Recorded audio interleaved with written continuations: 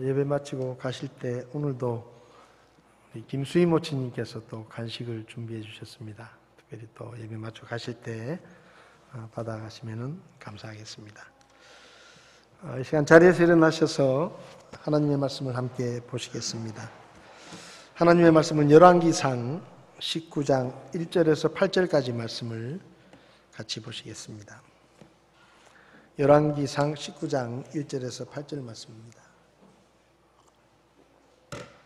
우리 한 목소리로 같이 읽도록 하겠습니다. 아합이 엘리야가 행한 모든 일과 또한 그가 어떻게 그 모든 대언자들을 칼로 죽였는지 이세벨에게 고하니, 이에 이세벨이 사자를 엘리야에게 보내어 이르되, 내가 내일 이맘때까지 내 생명을 그들 중에 한 사람의 생명과 같게 하지 아니하면 신들이 내게 벌을 내리고 더욱더 내리기를 원하노라 하므로, 그가 그것을 보고 일어나 자기 생명을 구하려고 가서 유다에 속한 브엘세바에 이르러 자기 종을 거기에 남겨두니라. 그러나 그가 스스로 하룻길을 가서 광야로 들어가 로뎀나무에 이르러 그 밑에 앉아 스스로 죽기를 구하여 이르되, 오 주여, 족하오니 이제 내 생명을 취하시옵소서. 나는 내 조상들보다 낫지 아니하나이다 하고 로뎀나무 밑에 누워 자는데, 보라, 그때 한 천사가 그를 어루만지며 그에게 이르되 일어나 먹으라 하니라. 그가 바라보니 보라, 머리맡에 수태군 책방과 물 한 병이 있더라. 그가 먹고 마시고 다시 누웠더니 주의 천사가 다시 두 번째 와서 그를 어루만지며 이르되 일어나 먹으라, 갈 길이 내게 너무 머니라 하므로 그가 일어나 먹고 마시고 그 음식의 흠을 의지하여 밤낮으로 40일을 가서 하나님의 산 호렙에 이르니라. 아멘. 서신 채로 잠깐 기도하겠습니다. 지금도 살아 계셔서 우리를 보시고 우리를 아시며 우리의 약함과 부족함을 도우시고 채우시는 하나님 아버지, 이 시간 하나님의 말씀을 저희들이 함께 나눌 때 주의 성령님께서 우리 가운데 친히 말씀하시며 말씀을 전하는 자나 듣는 자나 다 하나님의 뜻을 밝히 깨달을 수 있도록 저희들을 도와주시기를 원합니다. 부족한 종을 붙드시고 사람의 생각은 감추시고 오직 성령의 인도하심을 따라 주의 말씀만 전할 수 있도록 도와주시옵소서. 이 시간을 주님께 맡기며 예수님의 이름으로 기도했습니다. 아멘. 자리에 앉으시겠습니다.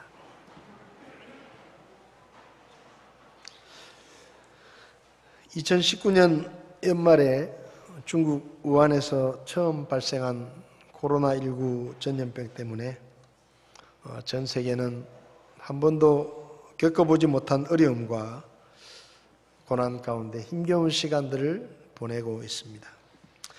이미 전 세계적으로 1억 3천만 명이 넘는 사람들이 감염이 됐고 300만에 가까운 사람들이 목숨을 잃었습니다. 코로나19가 장기화되면서 경제, 사회, 문화, 교육 등 사회 전반에 걸쳐서 어려움이 더 깊어지고 있고 계층 간의 빈부격차는 더 심화되고 서민층의 삶은 어렵고 힘들어졌습니다. 지구에서 1억 킬로가 넘는 화성까지 우주선을 보내고 그렇게 먼 거리에 있는 우주선을 지구에서 조작하는 것을 보면 사람이 참 대단한 존재구나, 그런 생각이 들기도 하지만 이렇게 눈에 보이지도 않는 이런 작은 바이러스 앞에서 1년이 넘도록 이렇다 할 힘을 쓰지 못하고 쩔쩔매고 있는 사람들의 모습을 보면 또 사람은 정말 약하구나, 힘이 없구나, 아는 게 없구나, 그런 생각이 들기도 합니다. 저는 생각을 해봤습니다. 왜 하나님께서 지금 우리가 사는 이 시대에 이런 전염병이 전 세계적으로 유행하도록 허락하셨을까? 가만히 생각해 보면 첨단 과학과 기술을 믿고 마치 신의 경지에 도달한 것처럼 교만해져 있는 이 시대의 사람들에게 사람이 아무것도 아니라는 것을 어쩌면 가르쳐 주시기 위해서 이런 질병을 하나님께서 허락하신 것이 아닌가, 그런 생각을 해보기도 합니다. 성경에는 능력 있게 사역한 사람들이 많이 나옵니다. 본문에 나오는 엘리야라는 사람은 구약시대에 가장 능력 있는 선지자로 인정받고 있는 유명한 선지자입니다. 엘리야는 우상숭배가 가장 왕성했던 북왕국 이스라엘 시대에, 그것도 가장 포악한 왕인 아합 왕이 통치하던 시대에 하나님의 부르심을 받습니다. 그리고 그 아합 왕에게 찾아가서 하나님의 말씀에 앞으로 수년 동안은 비는 물론 이슬도 내리지 않는 극심한 가뭄이 임할 것이다 라고 하나님의 심판을 선포합니다. 가장 포악한 왕 앞에 나가서 하나님의 말씀을 전한다는 것, 그것도 좋은 얘기가 아니라 극심한 가뭄이 있을 것이라는 말씀을 전하는 것이 쉬운 일이 아니었지만 엘리야는 담대하게 그 말씀을 선포했고, 그리고 3년 반 동안 하나님의 말씀대로 이슬도 내리지 않는 극심한 가뭄이 계속되었습니다. 3년 반쯤 되었을 때 하나님께서 다시 엘리야에게 말씀하시죠. 그리고 엘리야가 아합을 찾아갑니다. 이 나라가 이렇게 극심한 가뭄의 고통을 받고 있는 것은 왕과 백성들이 하나님을 버리고 우상을 섬기고 있기 때문에 이런 일이 일어난 것이다. 그러니까 이참에 좀 끝을 내자. 당신들이 믿는 바알의 선지자들과 내가 갈멜산 위에 모여서 대결을 하자. 하나님이 정말 신인지 바알이 정말 신인지 한번 끝장을 보자. 그러니까 바알의 선지자들을 갈멜산으로 다 모으고 이스라엘의 온 백성을 다 모아놓고 누가 정말 신인지를 한번 겨뤄보자. 그렇게 제안을 해서 아합 왕이 가뭄이 너무 심하니까 엘리야의 말을 받아들여서 850대 1의 대결을 합니다. 그 대결에서 엘리야는 한 번의 기도로 불을 내려서 승리하고 바알의 선지자들을 모두 끌고 가서 기손 시냇가에서 다 죽입니다. 위대한 승리를 경험했던 선지자입니다. 갈멜산 위에서 있었던 엘리야와 바알의 선지자 850명의 대결이 열왕기상 18장에 자세히 기록되어 있는데, 가뭄이 극심할 때에 엘리야가 아합을 찾아갑니다. 이 나라가 고통당하는 것이 이스라엘 백성들이 하나님을 등지고 바알을 섬겼기 때문인데, 바알이 진짜 신인지 하나님이 정말 신인지 한번 대결을 벌여보자. 진실을 밝혀보자. 그래서 결국은 백성들을 다 모으고 바알의 대언자들을 다 모으고 갈멜산 위에서 대결이 벌어집니다. 엘리야는 백성들 앞에서 이렇게 말합니다. 너희들이 언제까지 하나님과 바알 사이에서 양다리를 걸치고 이리 갔다 저리 갔다 하겠느냐. 만일 하나님이 참 신이면 하나님만 섬기고 바알이 정말 신이면 바알을 섬겨라. 이리 갔다 저리 갔다 하지 마라. 그리고 오늘 바알의 대언자들과 내가 제단을 쌓아놓고 각자의 신에게 하늘에서 불을 내려서 제단에 있는 제물을 태워달라고 기도할 텐데, 그 기도에 응답하시는 신이 정말 신이라고 우리가 인정을 하자. 그렇게 제안을 해서 백성들이 동의하고 대결이 시작됩니다. 엘리야가 먼저 바알의 선지자들에게 너희가 숫자가 많으니까 너희들이 먼저 제단을 쌓고 너희들의 신에게 기도해라. 그러니까 바알의 선지자들이 제단을 쌓고 제물을 올려놓고 기도하기 시작합니다. 제단을 돌고 껑충껑충 뛰면서 바알이여 우리의 기도를 듣고 불을 내려주십시오. 열심히 기도했지만 한낮이 돼도 아무런 응답이 없었습니다. 점심때쯤 되었을 때 엘리야가 나서서 바알의 대언자들에게 이렇게 말합니다. 얘들아, 너희들이 지금 서너 시간을 그렇게 열심히 부르짖는데 아무런 응답이 없구나.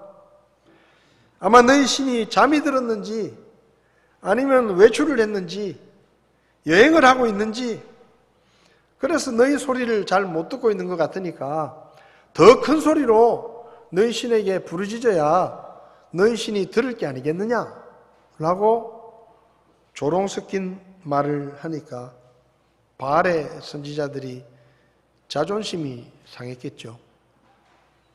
그래서 더 큰 소리로 기도하면서 자기 몸에 칼로 상처를 내고 피를 흘리면서 오만 짓을 다 하면서 계속해서 부르짖어도 저녁 시간까지 애걸복걸을 해도 아무런 응답이 없습니다. 그러니까 엘리야가 나옵니다. 얘들아, 치아라. 저 한쪽으로 빠져 있어라. 이제 내가 내 하나님 앞에 기도하겠다. 그리고는 무너진 제단을 다시 쌓습니다. 이스라엘의 12지파를 상징하는 12개의 돌로 무너져 있던 하나님의 제단을 쌓고 그 위에 장작을 올리고 황소를 잡아서 그 위에 제물로 올립니다. 근데 엘리야가 이상한 행동을 합니다. 그 제단 옆에 또랑을 크게 파더니 항아리에 물을 떠다가 12항아리를 물을 떠다가 이 장작과 제물과 제단을 다 적셔라. 하늘에서 불이 내려와서 나무를 태우고 제물을 태워야 되는데 물을 갖다 부으라는 거예요. 근데 어쨌든 하나님의 사람이 시키니까 사람들이 12항아리의 물을 떠다가 그 제단에 붓습니다. 제물과 나무와 돌과 흙이 흥건하게 젖고 그리고 엘리야가 파놓았던 제단 옆에 또랑에까지 물이 넘칠 만큼 물을 부었습니다. 사람들은 웅성거렸을 것입니다. 엘리야가 돌았나? 저기 불을 붙여야 되는데 지금 바짝 말려도 시원찮을 판인데 저기다가 물을 저렇게 갖다 부으면 도대체 어쩌자 말이냐?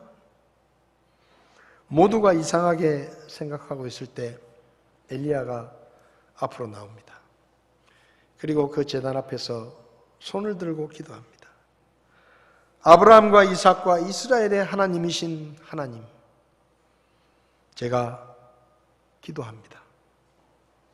이스라엘의 하나님이 참 하나님이신 것과 제가 하나님의 종이라는 것과 제가 이 일을 하는 것이 제 생각으로 하는 것이 아니라 하나님의 명령에 따른 것임을 이 백성들 앞에서 증명해 주십시오. 제 기도를 듣고 하늘에서 불을 내려 이 제물을 태워 주십시오.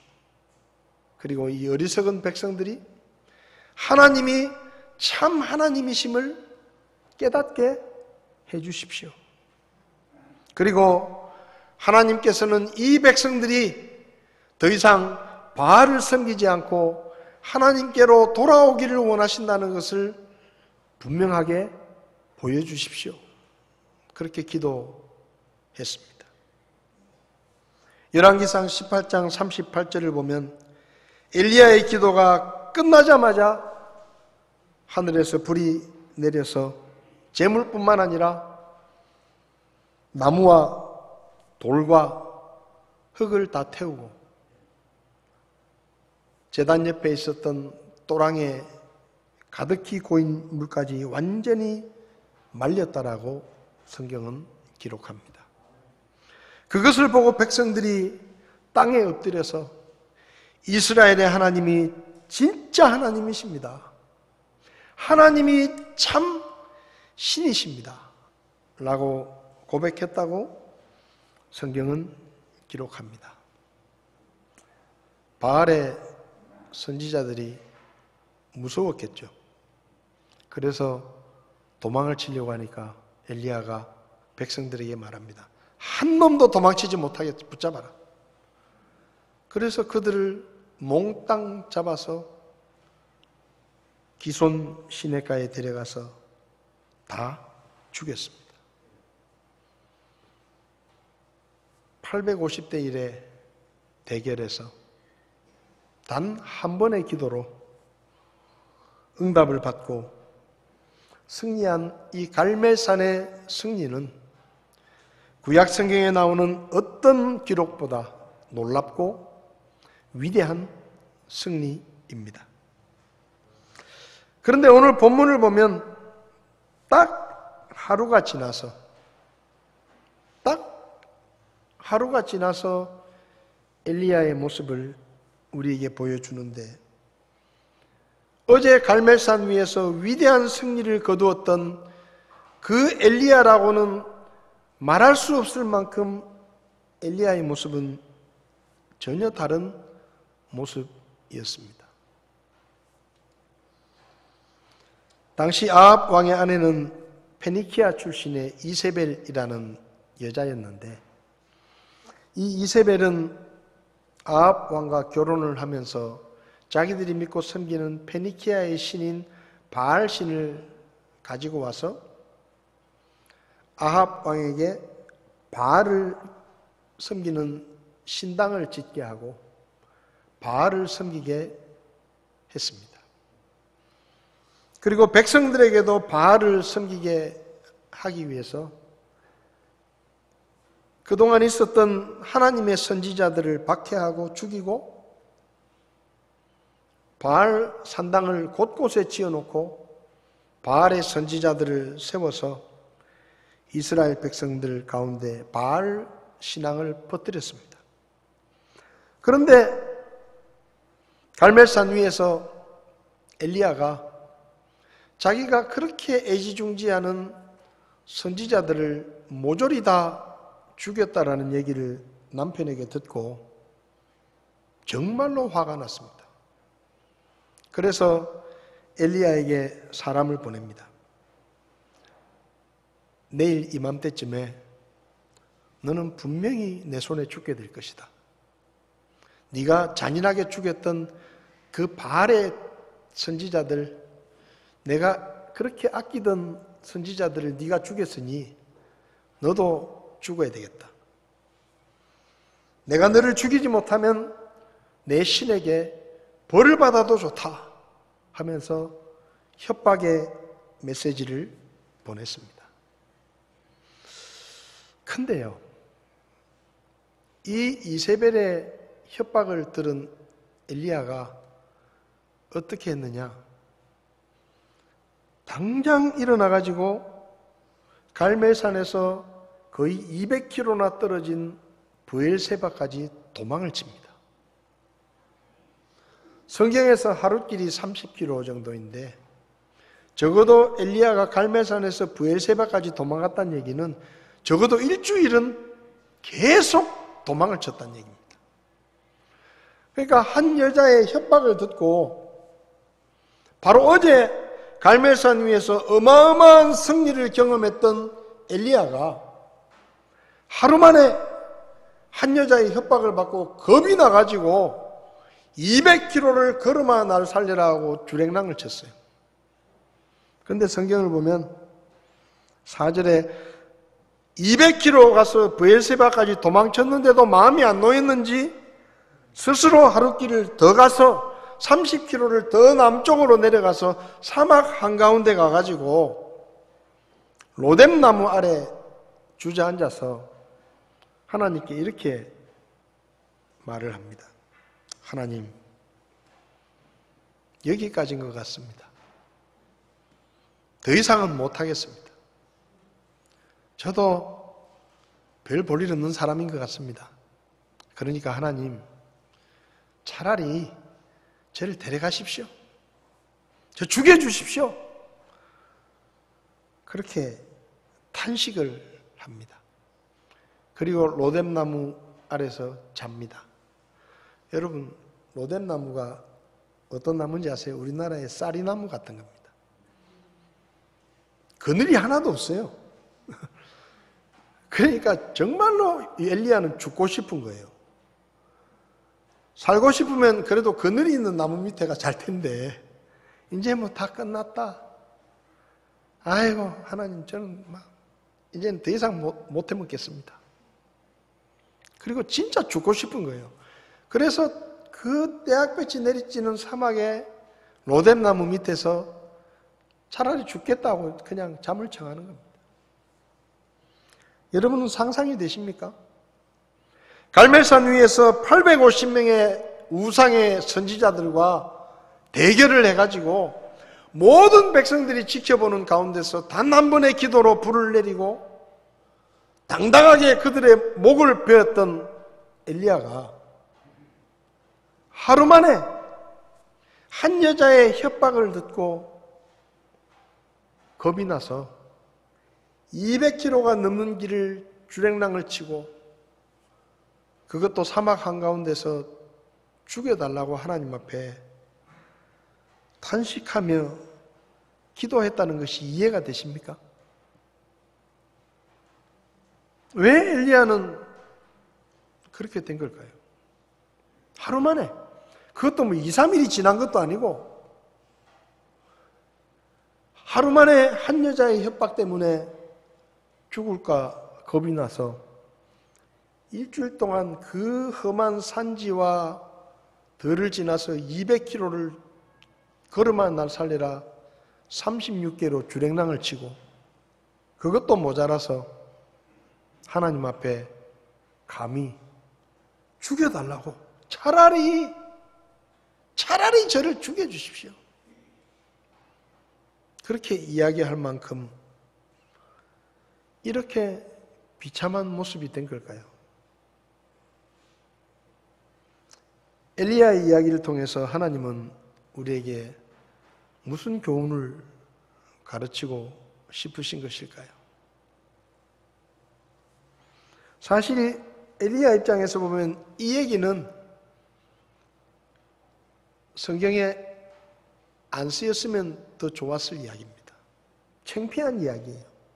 부끄러운 이야기예요. 그 엄청난 승리를 거두었던 엘리야가 하루 만에 그것도 여자의 협박이 무서워서 200km를 도망을 치고 하나님께 죽여달라고 생떼를 쓰고 있는 그런 모습이 얼마나 부끄러운 얘기입니까? 근데 왜 하나님께서 이런 이야기를 차라리 없으면 더 좋았을 것 같은 이런 이야기를 성경에 쓰셔서 엘리야를 망신스럽게 하시느냐 하는 겁니다. 한마디로 말하면 하나님은 우리의 약함을 다 아시기 때문에 하나님 앞에서는 센 척할 필요가 없다. 하나님 앞에서는 센 척할 필요가 없다. 그걸 우리에게 가르쳐 주시는 겁니다. 사람은 약하고 힘이 없는 사람보다 강하고 힘이 있는 사람을 좋아합니다. 그래서 사람은 누구나 다 강한 사람이 되고 싶어하고 힘이 있는 사람이 되고 싶어합니다. 대부분의 사람들은 강하고 힘이 있는 것을 성공으로 여기고 자랑스럽게 여기지만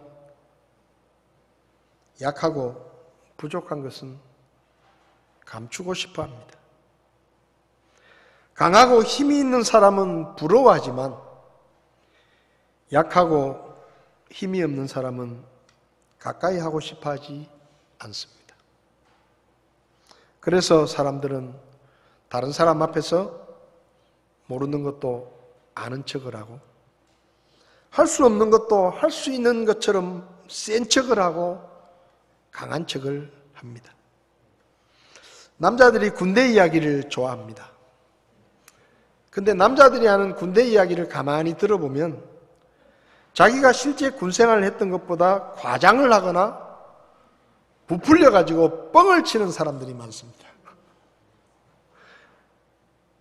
취사장에서 일해놓고 무슨 폭탄을 던지고 수류탄을 훈련할 때 내 전우가 잘못 던졌는데 그걸 내가 집어가지고 내가 던졌다고. 그래서 내 병사들을, 우리 소대를 내가 살렸다고. 이런 얘기 많이 합니다. 가스실에 들어갔는데 다른 애들은 전부 난리가 나고 막 눈물 콧물 다니는데 나는 아무 일도 없다는 듯이 멀쩡하게 나와가지고 내 친구들 닦아줬다고.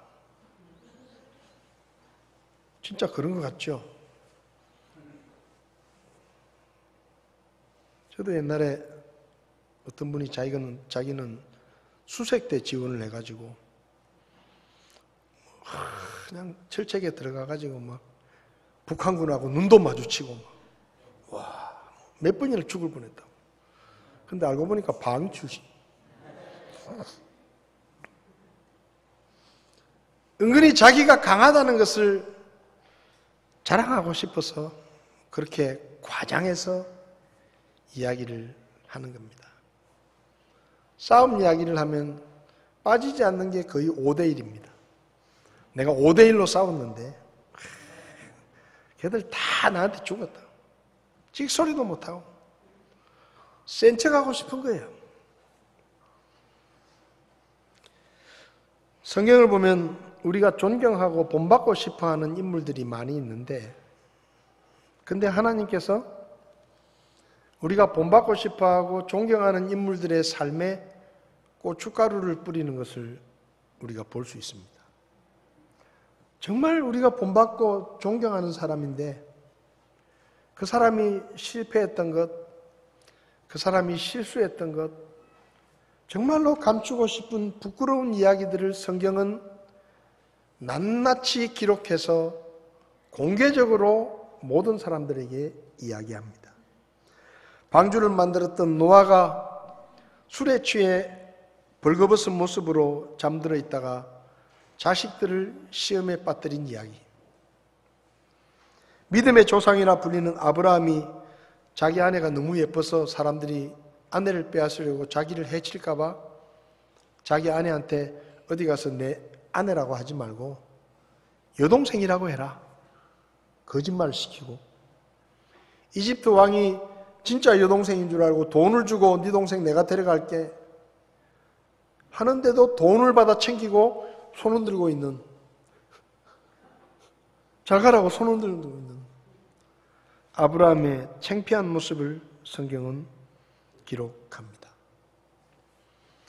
창녀로 변장한 며느리와 동침을 해서 쌍둥이를 낳은 유다의 이야기, 부하의 아내를 빼앗기 위해서 충성스러운 부하를 고의적으로 죽게 만든 다윗 왕의 이야기, 하나님이 세상 최고의 지혜를 주셨음에도 그 최고의 지혜로 이방 여자들을 수백 명이나 왕궁으로 불러들이고 우상 숭배를 해서 나라를 반쪽으로 쪼개지게 만들었던 솔로몬 왕의 이야기, 예수님의 경고를 듣고도 3번이나 나는 저 사람을 모른다라고 부인했던 베드로의 이야기, 예수님의 복음과 교회를 대적하며 교회를 핍박하고 그리스도인들을 잡아 죽이며 살았던 위대한 사도 바울의 부끄러운 과거 이야기들을 성경은 낱낱이 기록합니다.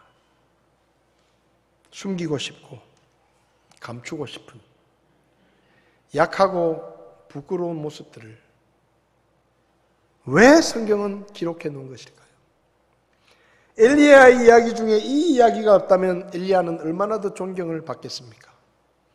근데 왜 이 이야기를 기록하신 것일까요? 센 척하지 말라는 겁니다.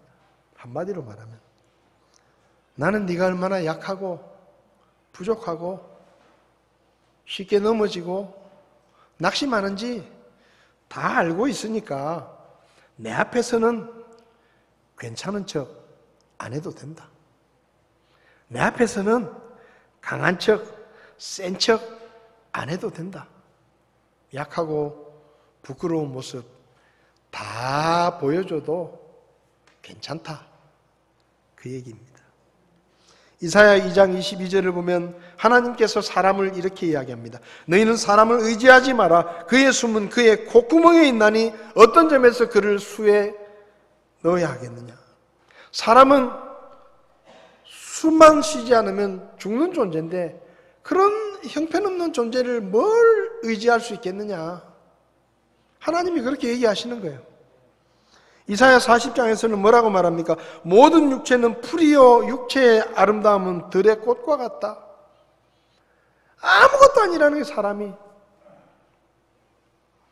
이사야 40장 17절에 그분 앞에서 모든 민족들은 아무것도 아니다. 뭐 왕이고 뭐고 간에 아무것도 아니다. 별 볼 일 없는 존재다.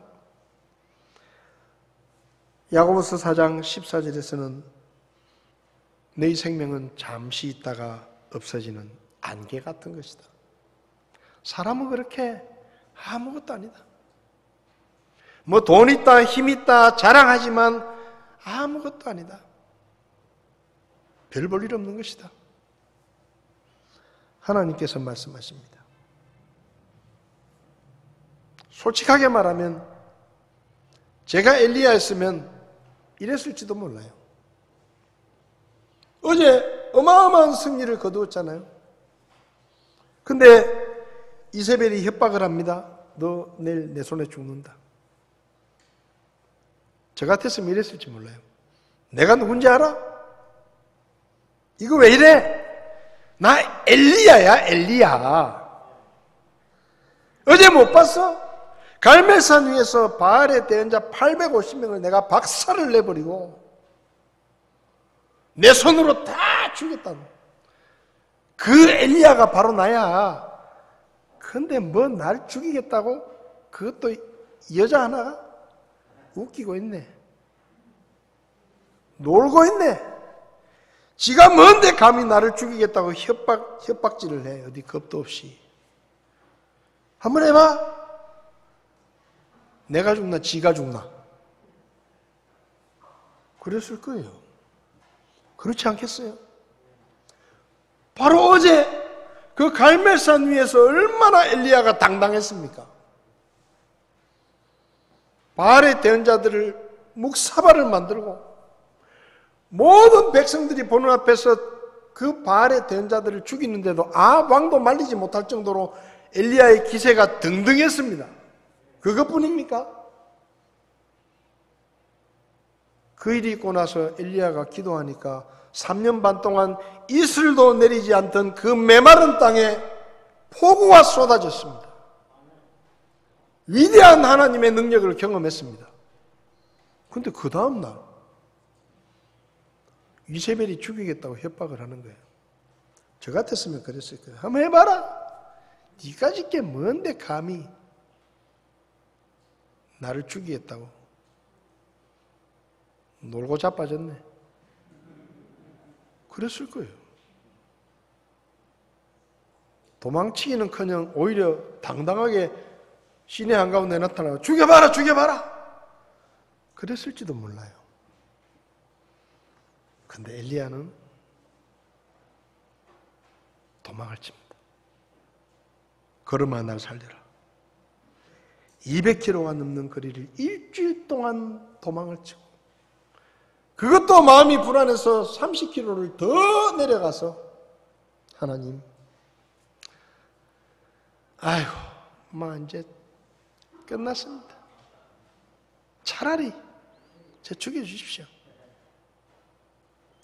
제가 그렇게 고생을 하고 제가 그렇게 어마어마한 승리를 거두었는데도 사람들은 안 달라집니다. 하는 짓거리가 저런 짓거리입니다.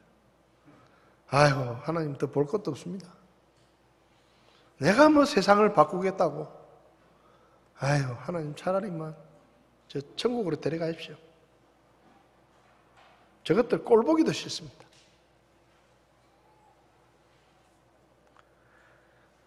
엘리야는 하나님 앞에서 센 척하지 않았습니다. 솔직했습니다. 자신의 약함과 두려움을 있는 그대로 보여드렸습니다. 여러분, 우리가요, 하나님을 믿으면서 하나님 앞에서까지도 나를 꾸미고 감추고 센 척할 필요 없습니다. 사람들 앞에서는 나 괜찮아, 걱정하지 마, 그렇게 감추고 내 부족함과 약함을 숨기려고 할 수 있지만 하나님 앞에서는 그럴 필요 없어요. 하나님은 손바닥 보듯이 나를 다 알고 계십니다. 내가 얼마나 약하고, 내가 얼마나 쉽게 실망하고, 내가 얼마나 쉽게 넘어지고, 내가 얼마나 슬퍼하고, 내가 얼마나 답답하고, 내가 얼마나 힘이 없는지 하나님은 다 아십니다. 그래서 하나님 앞에서는 아프면 아프다고 얘기해도 됩니다. 무서우면 무섭다고 이야기를 해도 됩니다. 모르면 모른다고, 못하면 못한다고, 어려우면 어렵다고 솔직하게 다 얘기해도 됩니다. 약하면 약한 대로, 부족하면 부족한 대로, 실패했으면 실패한 대로, 넘어졌으면 넘어진 대로 하나님은 있는 모습 그대로 우리를 사랑하시고 우리를 받아주십니다. 왜 엘리야의 이야기를 기록하셨을까? 저 같았으면 엘리야에게 혼쭐을 냈을 겁니다.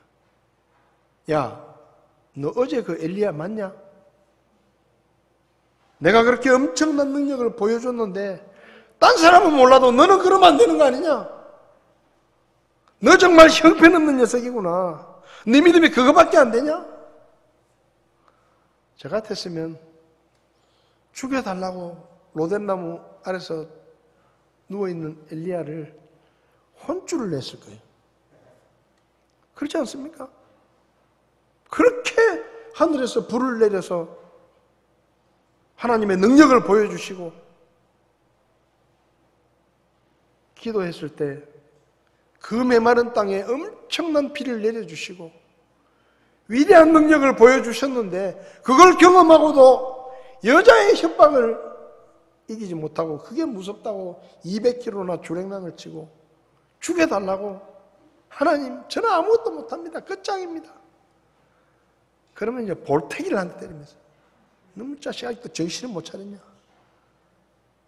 내가 어떤 하나님인지 네가 못 봤냐? 날 믿는 믿음이 그거밖에 안 되냐? 너 정말 실망했다. 저 같았으면 그랬을지 몰라요. 그런데 하나님이 어떻게 하셨습니까? 천사를 보내십니다. 그리고 잠들어 있는 엘리야를 깨웁니다. 엘리야야, 일어나 봐라. 뭐 좀 먹어야 안 되겠냐? 일어나 보니까 옆에 빵과 물이 있습니다. 죽고 싶으면 안 먹을 거예요. 근데 또 받아 먹어요. 죽고 싶으면 필요 없습니다. 하나님 빨리 나 죽이십시오. 그러면 될 건데 또 그건 낼름 받아 먹어요. 근데 또 자.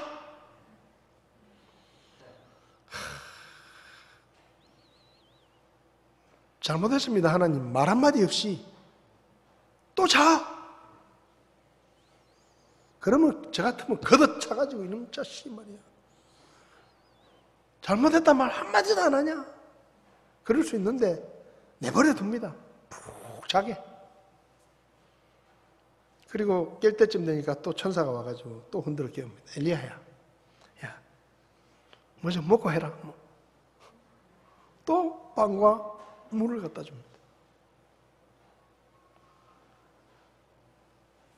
그리고 그를 호렙산으로 부르십니다. 호렙산은 브엘세바에서 320km 정도 떨어진 산입니다. 그런데 성경을 보면 엘리야가 하나님이 주신 빵과 물을 먹고 그 320km를 40일 동안 밤낮 없이 가서 하나님의 산에 이르렀다라고 말합니다. 호렙산이 어디입니까? 하나님께서 모세를 부르셔서 이스라엘 백성들을 건지라고 사명을 주셨던 땅입니다. 하나님께서 이스라엘 백성들에게 모세를 불러 산꼭대기에서 대면하며 하나님의 십계명을 주셨던 산이 바로 그 호렙산입니다. 그 산에서 하나님은 엘리야에게 물으십니다. 엘리야야, 너 왜 여기 와 있냐? 너 왜 여기 와 있냐? 그리고 그에게 사명을 주십니다. 가서 시리아 왕을 네가 세우고 이스라엘 왕을 네가 세우고 그리고 엘리사를 네 후계자로 세우고 나서 나한테 와라. 이거예요. 하나님께서 왜 이 얘기를 하십니까? 하사엘에게 기름을 부어 다마스쿠스에 가서 시리아의 왕으로 세워라. 예후에게 기름을 부어 이스라엘의 왕으로 세워라. 무슨 말이에요? 나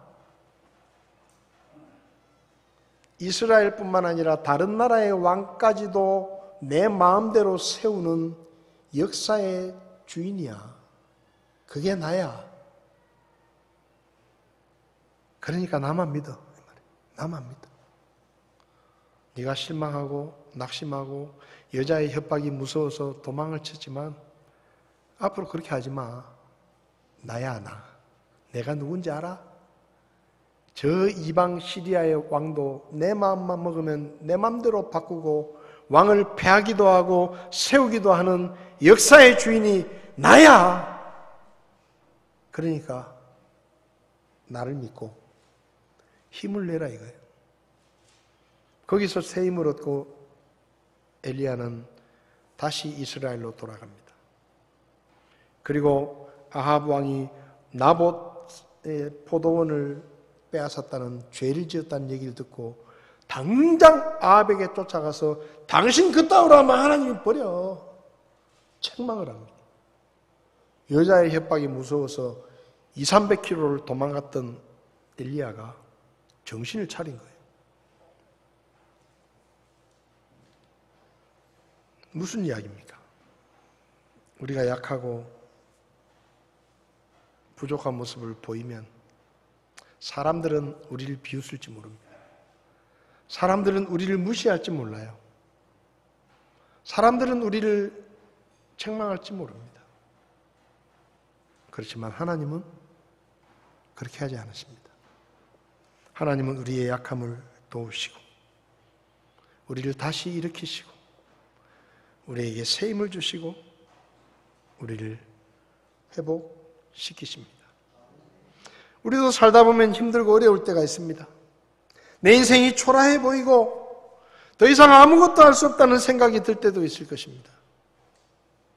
나름대로 열심히 살고 있지만 형편이 나아지지 않고 하는 일마다 잘 안 되는 것 같고 하나님은 내 기도에 응답하지 않으시는 것 같고 원수들은 나를 조롱하고 비웃고 마음이 상하고 괴로울 때도 있을 것이고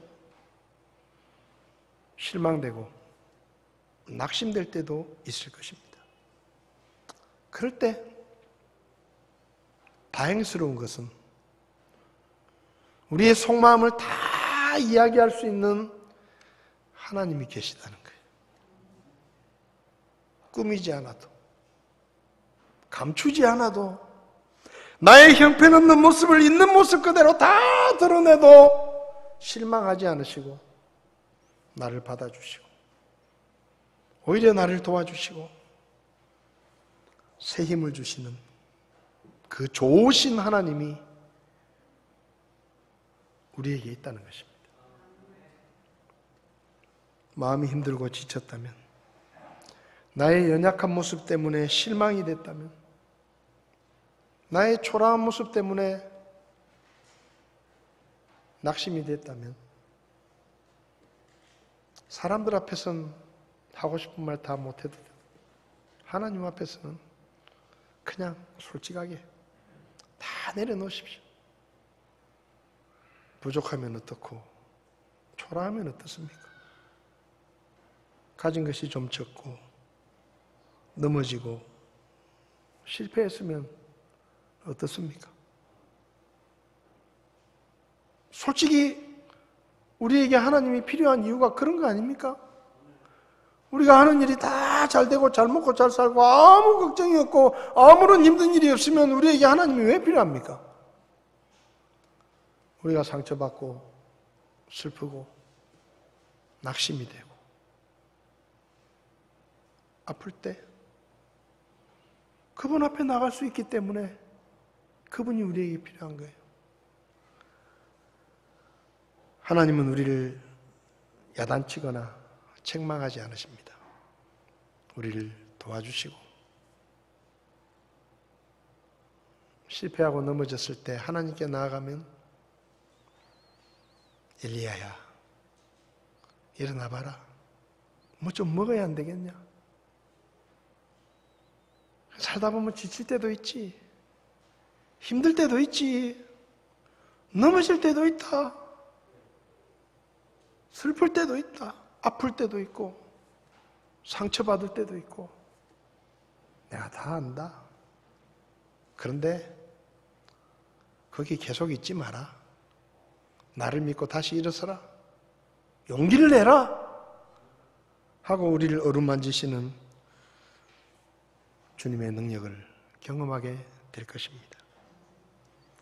우리가 못생기고 많이 배우지 못했고 돈이 없고 사람들에게 무시를 당하고 좀 뚱뚱하고 키가 작고 직업이 변변찮고 공부를 좀 못하고 인기가 없고 몸이 좀 허약하고 실수하고 실패하고 넘어지고 힘이 없고 늙고 병들었더라도 하나님은 있는 모습 그대로 우리를 사랑하시고 우리를 받아주십니다. 우리가 더 잘생기고 학벌이 더 좋고 돈이 더 많고 사람들에게 더 인기가 있고 더 날씬하고 키가 더 크고 공부를 더 잘하고 직업이 더 좋고 몸이 더 튼튼하고 더 성공하고 넘어지지 않고 흔들리지 않고 더 힘이 있고 더 젊고 더 건강하면 하나님이 더 좋아하실 거라고요? 아닙니다. 하나님은 지금도 우리를 변함없는 사랑으로 사랑하시고 우리의 약함과 부족함을 받아주시고 우리에게 새 힘을 주시는 분이십니다. 다 자리에서 나시겠습니다.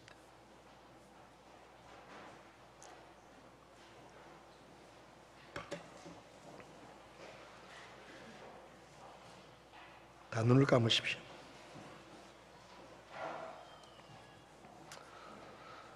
내가 좀 더 나아지면, 내가 좀 더 잘났으면, 내가 좀 더 성공했으면, 내가 좀 더 잘 살면, 내가 지금보다 좀 나아졌으면 하나님이 나를 더 사랑하셨을 텐데 아니요. 그건 거짓말입니다. 하나님은 우리가 가장 더러울 때, 우리가 가장 추할 때, 우리가 가장 밑바닥에 있을 때 우리를 사랑하셨고 우리를 위해 아들까지 주셨습니다.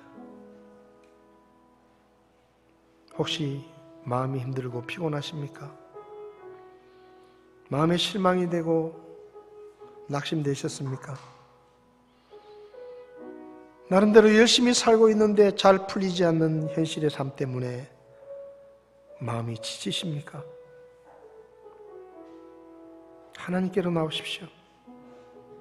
그리고 있는 모습 그대로 솔직하게 울고 싶으면 울고, 하소연하고 싶으면 하소연하고,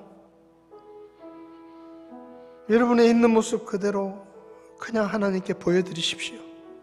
꾸미려고 하지 마십시오. 하나님은 다 알고 계십니다. 혹시 오늘 여러분 가운데 목사님, 제가 아직까지 예수님을 믿지 않는데 오늘 설교를 들으면서 저도 예수님을 믿고 싶다는 생각이 들었습니다. 저도 예수 믿기 원합니다. 예수님을 믿고 죄를 용서받고 저도 구원받기 원합니다. 혹시 그런 분이 계시면 오른손을 잠깐 들어주시면 제가 기도해 드리겠습니다. 저도 예수 믿겠습니다. 성도 여러분, 우리가 더 잘났으면, 우리가 더 나았으면, 우리가 더 강했으면 하나님이 우리를 더 사랑하실까? 그렇지 않습니다. 하나님은 지금도 우리를 사랑하시고, 우리의 모습이 어떻든지 간에 그분은 우리를 받아주시고 우리에게 새 힘을 주시는, 그래서 우리를 회복시키시는 하나님이십니다. 여러분의 상처와 아픔과 눈물과 슬픔과 실패와 약점을 하나님 앞에서는 숨길 이유가 없습니다. 있는 모습 그대로 주님께 나아가 주님이 주시는 새 힘으로 회복하시기를 바랍니다. 우리 이 시간 나의 등 뒤에서 찬송을 하면서 변함없이 우리를 사랑하시고 우리에게 새 힘을 주시고 우리를 믿어주시고 우리를 도와주시는 그 주님의 은혜를 마음속에 한번 새기는 시간이 되었으면 좋겠습니다. 나의 등 뒤에서 우리 찬송하시겠습니다.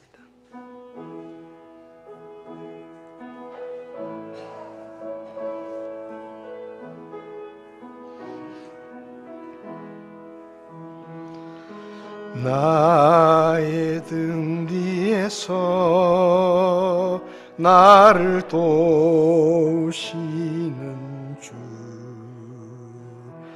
나의 인생 길에서 지치고 고나여 매일처럼 주저앉고 싶을 때 나를 밀어주시네. 일어나 걸어라, 내가 새 힘을 주리니.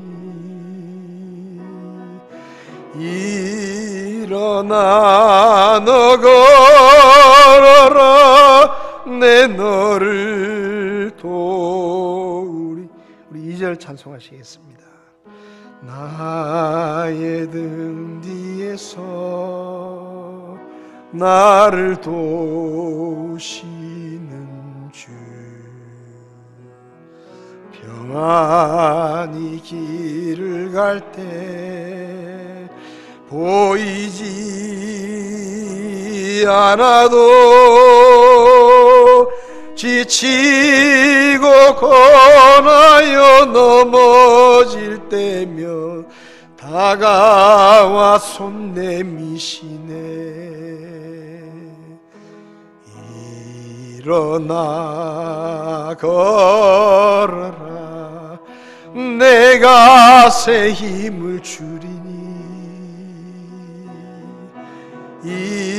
일어나 너 걸어라, 내 너를 도우리. 기도하시겠습니다. 하나님, 우리가 얼마나 약하고 우리가 얼마나 쉽게 넘어지고 우리가 얼마나 쉽게 낙심하고 실망하는지, 우리의 약함과 부족함을 하나님은 다 아십니다.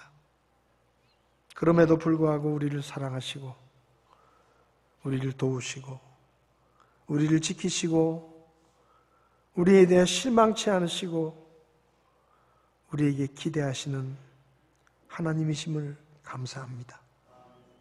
우리의 약함과 우리의 상처와 우리의 아픔과 우리의 절망과 우리의 실망과 우리의 허물을 하나님 앞에 다 내려놓습니다. 저희들을 도와주십시오. 우리에게 새 힘을 주십시오. 이 어려움의 시간들을 이겨낼 수 있는 새 힘을 주시고 오직 주님만을 믿고 의지하며 승리할 수 있는 우리 모두가 될 수 있게 도와주시옵소서. 하나님 앞에서 감추고 꾸미려 하지 않고 있는 모습 그대로 주님 앞에 다 내어놓고 주님이 주시는 새 힘으로 회복되는 우리 모두가 될 수 있도록 주께서 도와주시옵소서. 우리를 사랑하시되 끝까지 사랑하시는 예수님의 이름으로 기도했습니다. 아멘. 예배를 마치겠습니다.